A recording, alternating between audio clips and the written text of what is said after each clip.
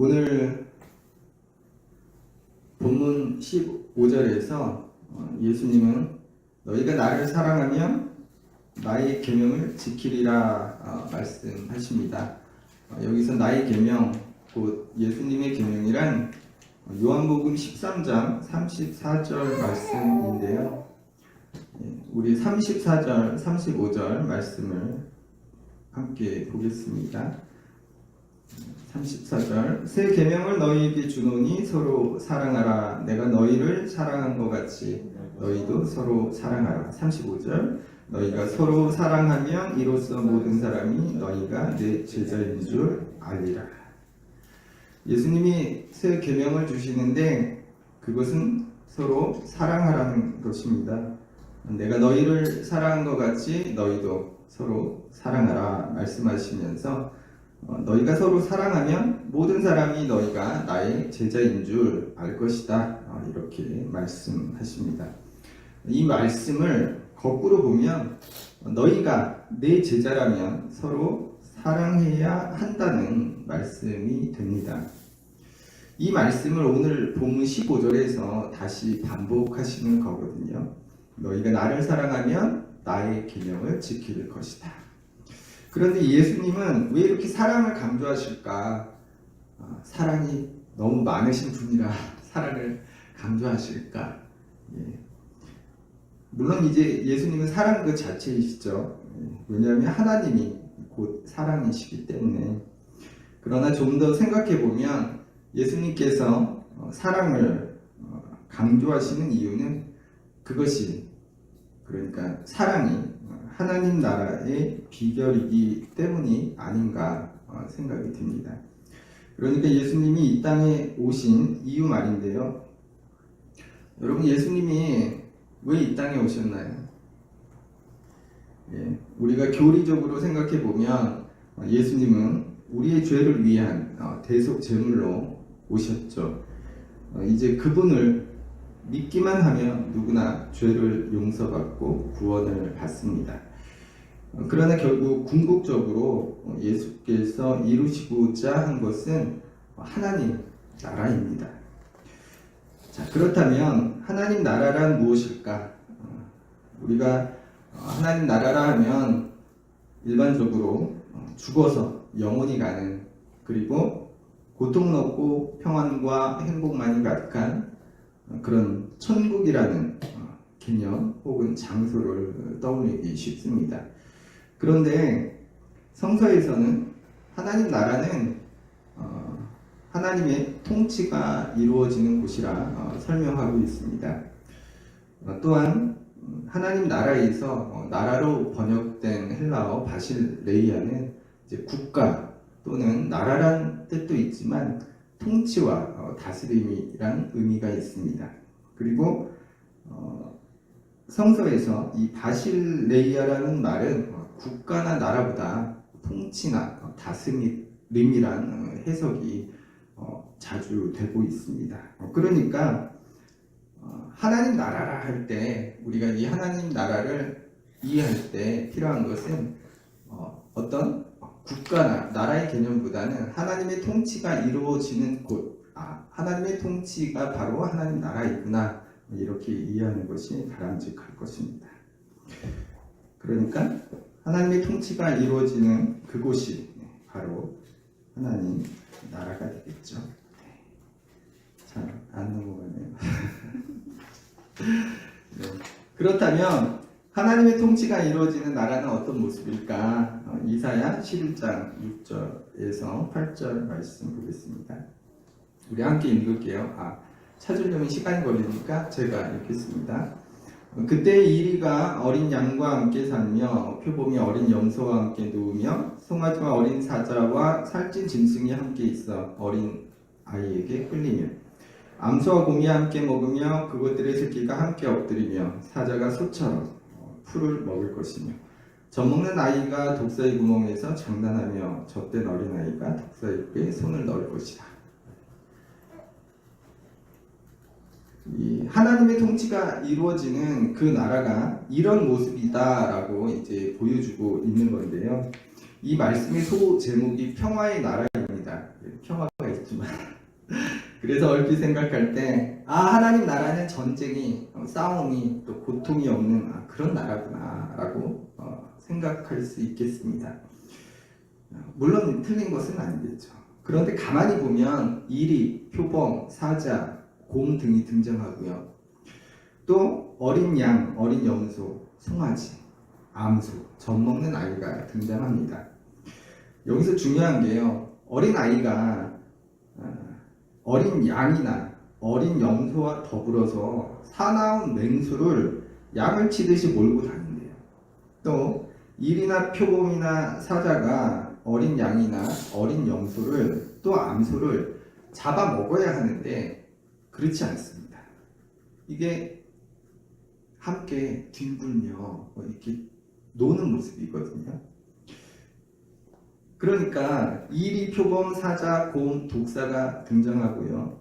어린 양, 어린 염소, 송아지, 암소, 젖 먹는 아이가 등장하는데 이게 말해주는 건 가진 자와 없는 자, 힘 있는 자와 약한 자를 뜻하는 것입니다. 그리고 사나운 맹수가 어린 양이나 어린 염소를 잡아먹어야 하는데 오히려 함께 뒹군다는 것은 서로 빼앗거나 빼앗기지 않고 그가 가진 것으로 판단받지 않으며 누구나 인간답게 살 수 있는 나라에 관한 것입니다.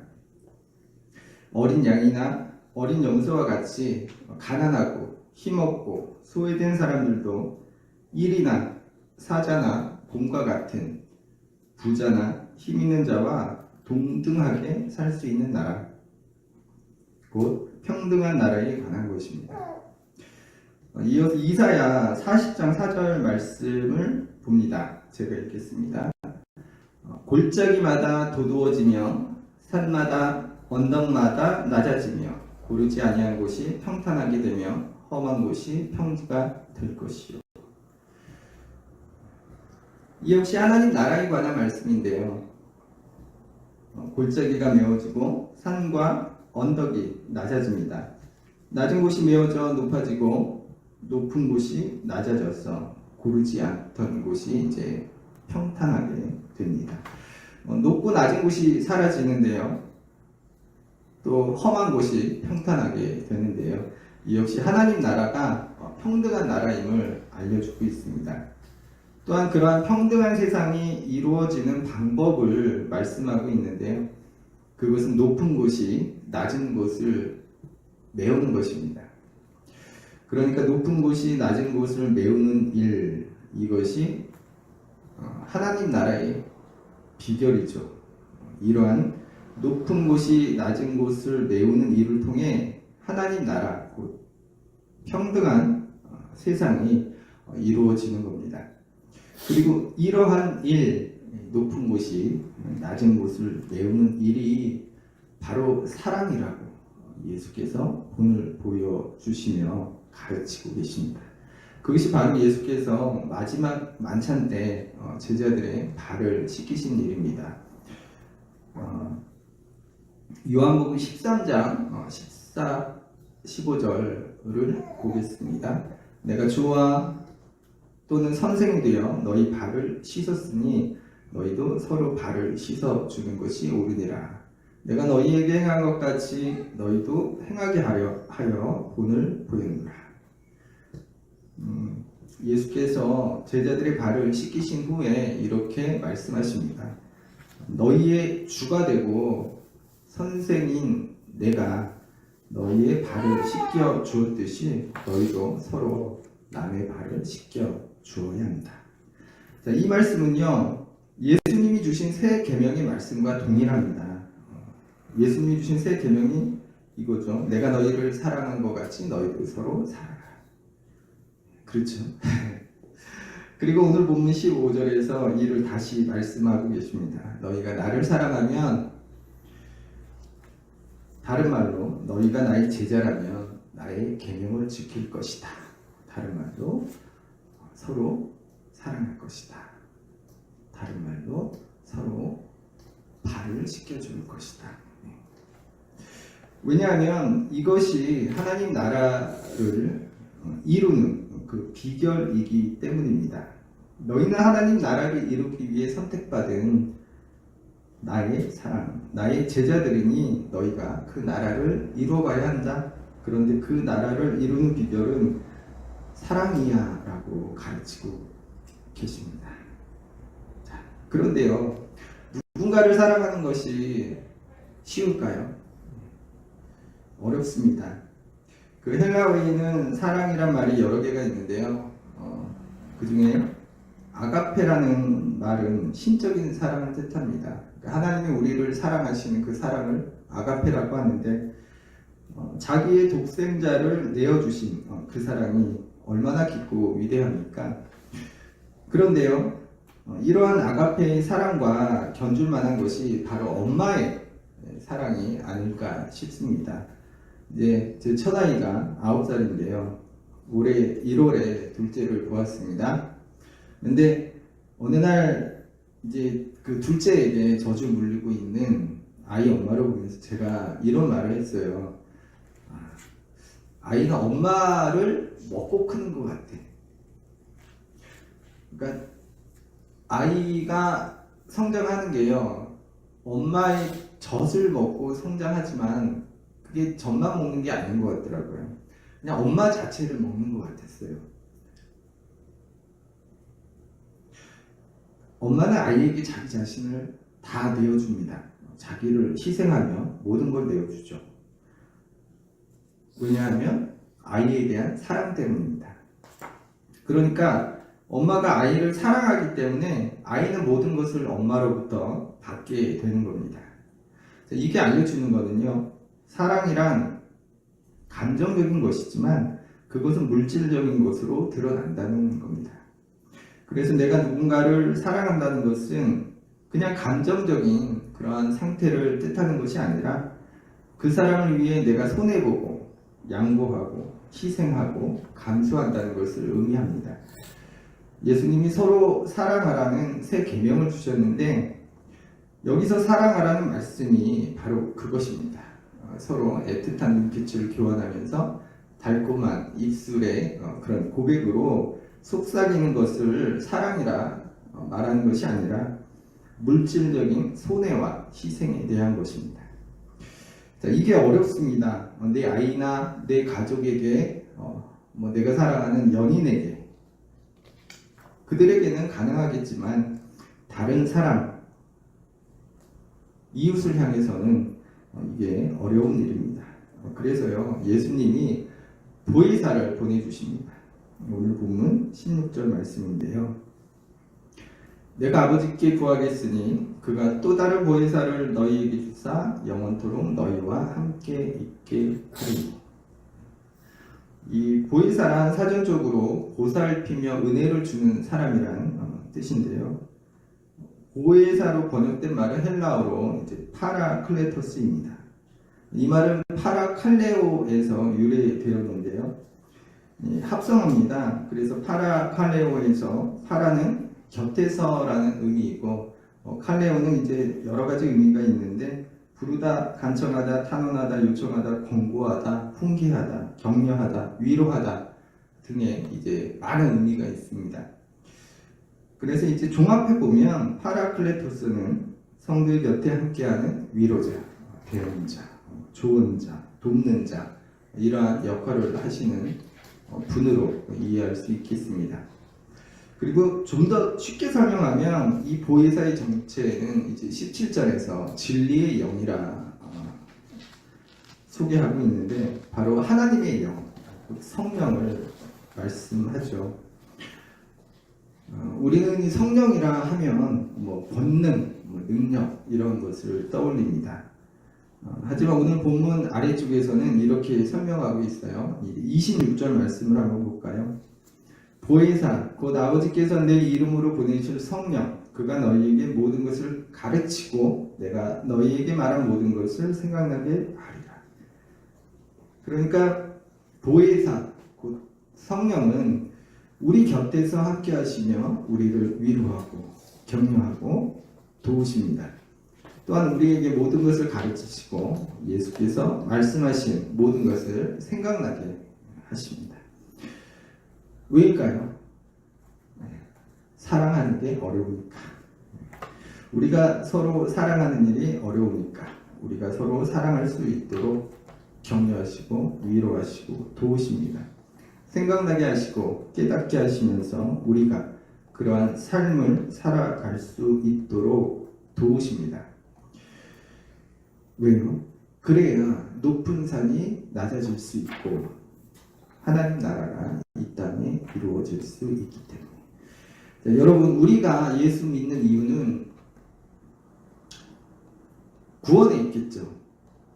이는 분명한 겁니다. 그러나 그 구원이라 함은 영적인 구원만을 뜻하지는 않습니다.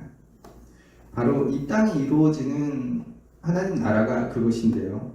우리가 구원받는다는 것은 영적인 구원만이 아니라 바로 이 포악한 세상에서의 구원입니다. 불의가 넘치고 상식이 없는 힘 있는 자와 가진 자가 가난하고 약한 자들을 빼앗고 또 약자들의 고통과 신음이 가득한 그러한 땅에서의 구원입니다. 그리고 이리와 사자와 어린 양과 어린 염소가 함께 뛰놀며 뒹구는 세상, 높은 산과 언덕이 낮아져서 골짜기를 메워 고른 평지가 되는 세상, 곧 하나님 나라, 그 나라가 이 땅에 이루어질 때 우리가 그 구원을 맛보게 됩니다. 그러한 하나님 나라를 만들어 가라고 예수님이 그의 제자들에게 말씀하시는 겁니다. 너희가 나를 사랑하면 나의 계명을 지킬 것이다. 너희가 나를 사랑하면 서로 사랑해야 한다. 서로의 발을 씻겨 주어야 한다. 그것만이 그 나라를 이루는 유일한 방법이다. 그렇다면 이제 궁금증이 생깁니다. 왜 사랑만이 그 나라를 이루는 유일한 방법일까? 우리가 잘 아는 공산주의도 성경을 기반으로 한 거잖아요. 공산주의를 사전에서는 이렇게 설명합니다. 사유재산제도의 부정과 공유재산제도의 실현으로 빈부의 차를 없애려는 사상. 이게 공산주의가 알고 보면 의도는 참 좋은 겁니다. 그렇지 않은가요? 모두가 잘 사는 세상을 꿈꾸는 것이 바로 공산주의거든요. 그런데 이게 안 되는 겁니다. 소련이 붕괴할 때 소련의 최고 지도자였던 고르바초프가 한 말이 생각이 나요. 그가 이렇게 말했거든요. 공산주의는 이 세상에서 불가능하다. 그런데 나는 여전히 공산주의자다. 그러니까 공산주의는 좋은 건데 그게 이 땅에서는 실현 불가능하다라는 거예요. 그러나 이루어질 수 없더라도 나는 그런 나라를 꿈꾼다라고 고르비가 말하는 것이죠.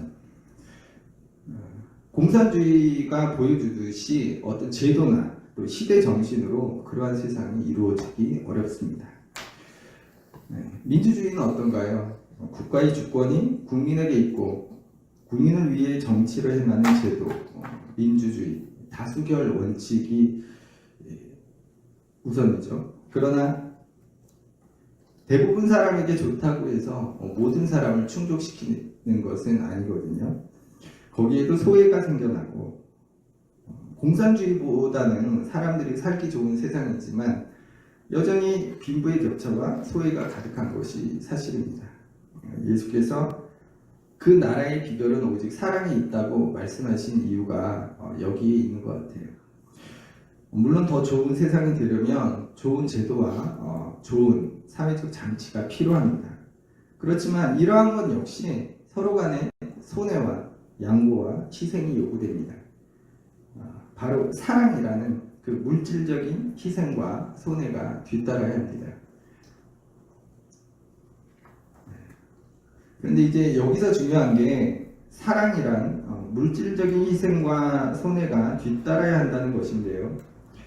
그렇다면 이러한 희생과 손해가 또 양보가 어디서 어디로 향해야 하는 걸까? 거기에 대해 우리가 아까 본 이사야 40장에서 분명히 알려주고 있거든요. 당연히 높은 곳에서 낮은 곳이겠죠. 힘 있는 곳에서 약한 자리로겠죠. 그래서 하나님의 통치는 고아와 과부와 나그네를 향합니다. 가난하고 힘없고 소외된 자리를 향하는 것이 하나님의 통치인 이유입니다. 자, 다르게 설명해 볼까요? 하나님 나라는 우리가 완전한 나라로 고백합니다.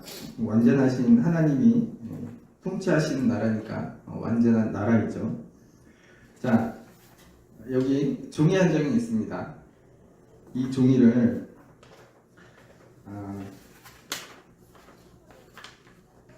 조금만 접어보겠습니다. 네. 자, 이제 가정을 하는 거예요.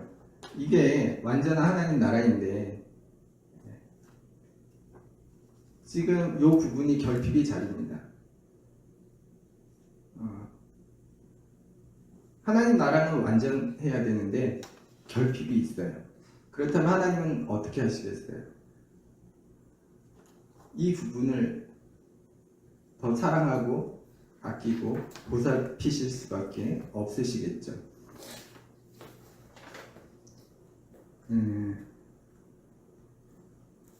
이 자리가 바로 가난과 약함과 소외의 자리입니다. 하나님이 고아와 과부와 나그네를 강조하시고 가난한 자와 약한 자와 소외된 자를 보살피시고 더 사랑하시는 그 이유입니다. 하나님이 부자를 싫어하시는 게 아니거든요. 하나님이 힘센 사람을 미워하시는 게 아니거든요. 그러나 사실 우리가 사는 세상은 이게 바뀌어 있죠.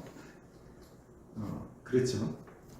이만큼이 예, 가난하고 소외된 사람일 수도 있을 것 같아요. 예, 바뀌어 있죠. 네. 그래서 완전한 하나님 나라는 그 부분이 해결되어야 하는 겁니다. 그리고 그 부분이 어떻게 해결되나요? 우리가 아까 본 이사야 40장에서 말씀처럼 높은 곳이 낮아짐으로 곧 선생 되시고 주 되신 예수께서 제자들의 발을 씻기신 것처럼 서로 사랑하는 일을 통해서 높은 자가 힘 있는 자가 가진 자가 낮아지고 손해보고 양보하고 희생하는 그 사랑이라는 것을 통해서 가능해집니다. 그래서요 예수님이 주신 새 계명이 있잖아요. 서로 사랑하라는 그 말씀은 어떻게 보면 모두에게 해당되는 말씀이지만 어떻게 보면 줄 수 있는 자에게 하신 말씀 같아요. 무언가 희생하고 손해보고 양보할 수 있는 사람에게 말입니다. 예수님이 제자들에게 서로 발을 씻겨주라 하신 것이 제자들 보고 선생님 발을 씻겨주라는 말씀이 아니거든요.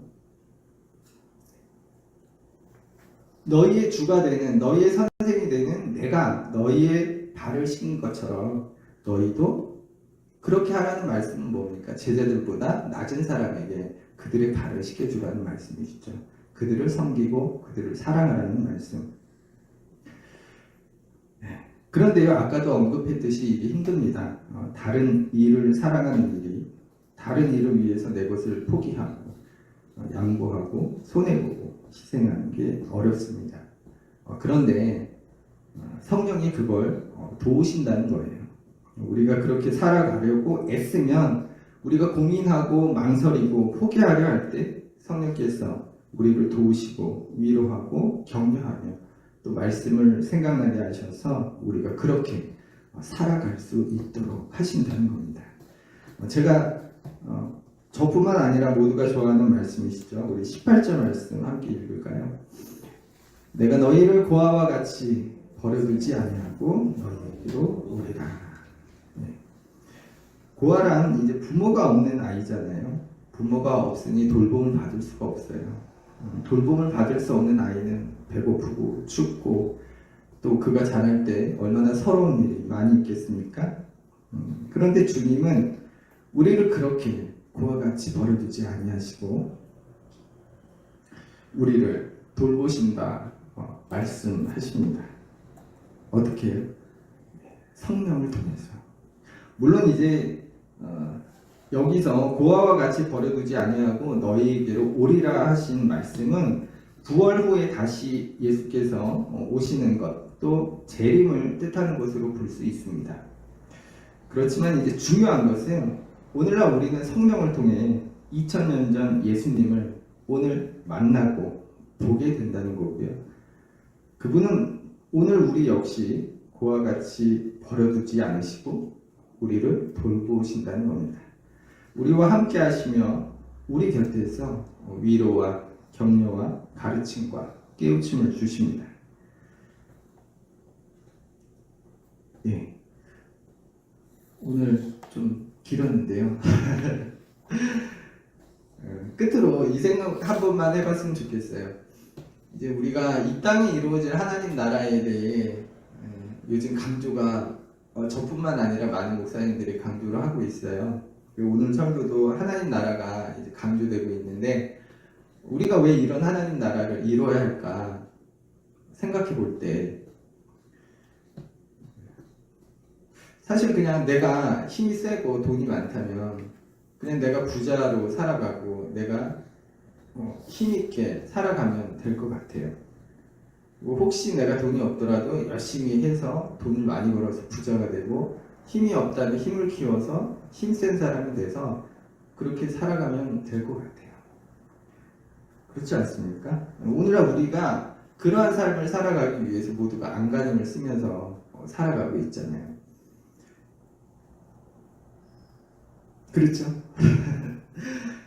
그런데 가만히 생각해보면 어떤 세상이 옳은지 굳이 설명하지 않아도 우리 모두가 알 수 있을 것 같아요. 소수의 부자, 힘 있는 자만이 잘 사는 세상. 그런 세상보다는 아까 이사야 11장에 나온 어린 양과 같은, 어린 염소와 같은, 암소와 같은 힘없고 가난하고 또 소외된 사람들까지도 함께 잘 살 수 있는 그런 세상이 더 아름답고 좋은 세상 아닐까요? 내 아이가 앞으로 살아갈 세상이 불평등과 끝없는 경쟁 또 낙오 이러한 가운데 살아남고 올라서야 하는 치열한 세상보다 하나님 나라와 같이 평등하고 누구나 인간답게 살 수 있는 그런 나라가 된다면 그게 더 좋은 일 아닐까요? 그리고 이러한 것을 떠나서 우리는 예수를 믿습니다. 그리고 그 예수께서 오늘 우리에게 말씀하십니다. 너희가 나를 사랑하면 내 계명을 지켜야 한다. 너희가 나를 사랑하면 내 계명을 지킬 것이다. 우리가 정말 예수를 사랑하고 그분을 믿는다면 또 그가 바라보신 하나님 나라를 소망한다면 이제는 우리가 서로 사랑하면 좋겠습니다. 높은 곳이 낮아지고 험한 땅이 고르게 되고 일이나 어린 양이 함께 뛰놀며 뒹구는 세상을 우리가 만들어가면 좋겠습니다. 그리고 우리가 그렇게 살아가려 애쓴다면 성령이 우리 곁에서 도우시며 격려하시며 도우실 겁니다.